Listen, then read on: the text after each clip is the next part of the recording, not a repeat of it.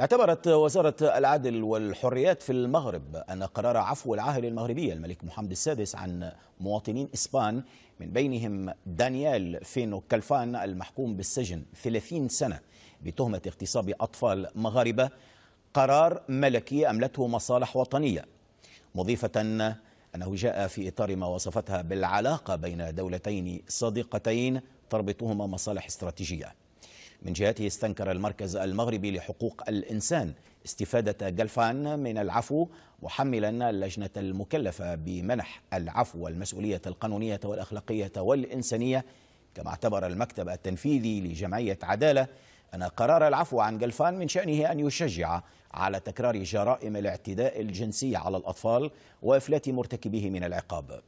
واستنكرت الجمعية المغربية لحقوق الإنسان بشدة قرار العفو الذي قالت إنه يعد تعطيلا لأحكام القضاء وطعنا في مصداقيته وتشجيعا على الإفلات من العقاب واحتقارا لكرامة الشعب. ومعنا من مدينة الدار البيضاء محسن هشام المحامي ورئيس منظمة محامون بلا حدود. سيد هشام، يعني ما هي المصلحة الوطنية التي أملت هذا العفو الذي خلق جدلا كبيرا وأسال حبرا كثيرا في المغرب؟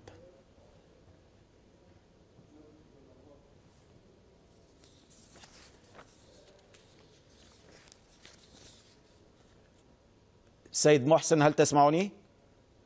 أسمعك الآن.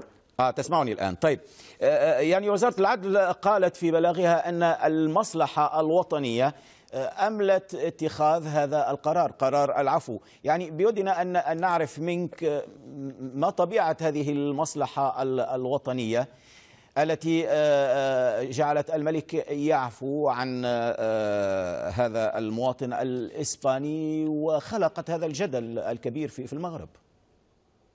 الشيء الأكيد اليوم هو أننا في المغرب نعيش نوعا من الإحساس بنوع من المهانة، لأن اعتبرنا أن كرامة المجتمع المغربي قد تم المساس بها.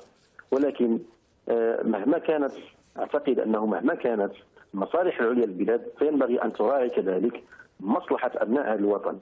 والمسألة الأخيرة التي أود أن أشير عليها هنا هي أننا اليوم نتحدث عن تحميل مسؤوليات لجهات تكون هي المسؤولة عن إعداد لوائح العفو، لأنه لاحظنا بأن إعداد لوائح العفو لا يتدخل فيها طرف واحد فقط وهو الملك، لأن الملك صحيح أنه طبقا للصلاحية الدستورية فصل 150 للملك الحق في العفو، ولكن نتحدث عن ترتيبات هذه اللوائح هي التي ينبغي أن يعاد النظر في كيفية تقديمها للدول الملكي، ويعاد النظر في الشروط التي ينبغي مراعاتها عند تقديم هذه اللوائح.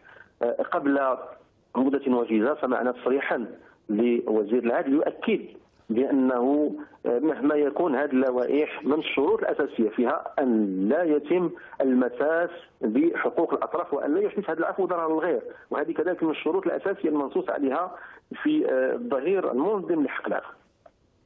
أشكرك محسن هشام المحامي رئيس منظمة محامون بلا حدود من الدار البيضاء.